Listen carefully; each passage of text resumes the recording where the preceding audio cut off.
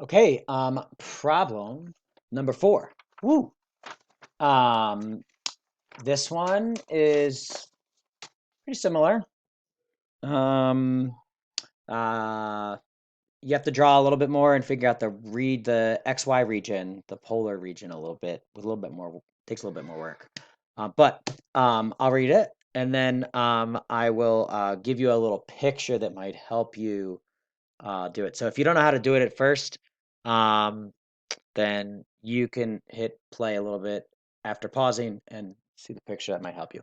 Okay, so we want to use a triple integral in cylindrical coordinates to find the volume between the surfaces z1 equals x squared plus y squared and z2 equals 8 minus x squared minus y squared. So hit pause, give it a shot, see if you can start by drawing those surfaces, figure out which one's the top, the bottom, and then your XY shadow, I guess. Okay, I'm going to show some of the answer. I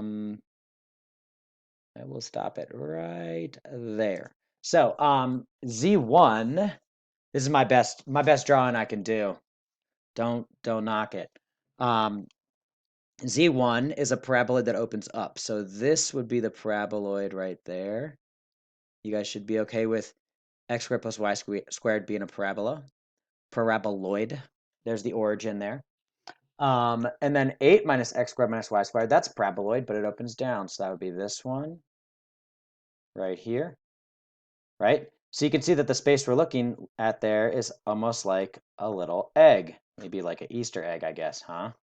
Um, anyway, uh, I want to find out where they hit each other because that is going to be our region that we're going to integrate on. So if you were stuck at first and you didn't know where to go, I think this might help you enough where you can do the problem fully by yourself. So hit pause again and try again. Okay, so my answer that I got was, let's go down to the bottom, 16 pi. Let's go back up and see how I got there. So first off, I'm going to find that intersection. Well, maybe I'll go the other way. I'm going to integrate the z's from the low point to the high point, right? So this low point is z1, x squared plus y squared. This high point is z2, right there. That high point is where it hits z2. So I want to do this to that. So my z is going to span from z1 to z2. Well, this z1 is just r squared, and this z2 is 8 minus r squared.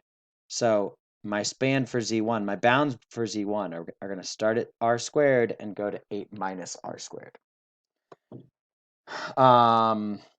Next, I need to figure out like what the shadow would be because that tells me the region for which I want to do that subtraction, right? I want to go from here to here. I don't want to do it outside of it where they flip-flop which one's top. I want to stop outside of this little circle of intersection right here. So I am going to set the two of those two equations equal to each other. X squared plus y squared, and you could convert it over like this using r's if you want. X squared plus y squared equals 8 minus x squared minus y squared. That's z1 equals z2. Pop these guys over. I have 2 of them on that side. I'm going to then go ahead and convert that to r squared. So I get 2r squared is 8. Divide by 2, I get 4. And square root, I get 2, right? And remember, we always take that positive r value, right? So we don't need to go negative 2 to 2. We just start at 0 and go to 2.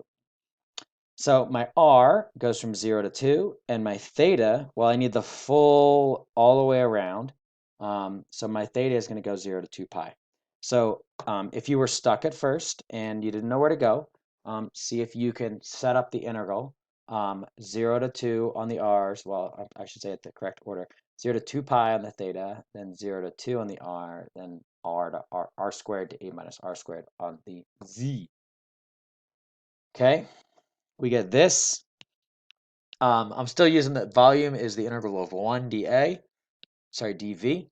My dV includes this R piece right there. That's part of the volume element. integral 0 to 2 pi, integral 0 to 2, r squared to 8 minus r squared of r d z d r d theta. I did a little thing here, right? You might have noticed at the end of the last one, how many have we done at this point? I don't even know. The end of the last one, I just like multiplied by 2 pi out front, right? That was the last step. And since there's no thetas anywhere in here, right? Since this thing does not depend on theta, there's no theta here, there's no theta there, there's no theta here, right? Or here or here. Um, I'm just going to wind up multiplying by that 2 pi at the end. So instead I said, meh, I'll do that part of the integral first, and I'll just put my 2 pi there, and then I'll write the rest of it. So my d theta is gone because I did the pi integration. There's other ways I could like make that argument, and if we were in an actual classroom, I would, but uh, I just I'm not, we're not in an actual classroom. Anyway, this I integrate with respect to z. There is no z, so it's just z evaluated between these two, which gives me this minus this, right? Which gives me 8 minus 2r squared. And then this r slides there. From there, I multiply that r in, and I get 8r minus 2r cubed, integrated from 0 to 2, dr. And now I'm only down to one integral with that 2 pi out front, which gives me 4r squared, that's power rule, minus some more power rule, evaluated from 0 to 2. Do some multiplication here. You should probably be able to do this without a calculator. I get 2 pi times 8, which is 16. So hopefully you're good with this one. The next one is going to be its own video again.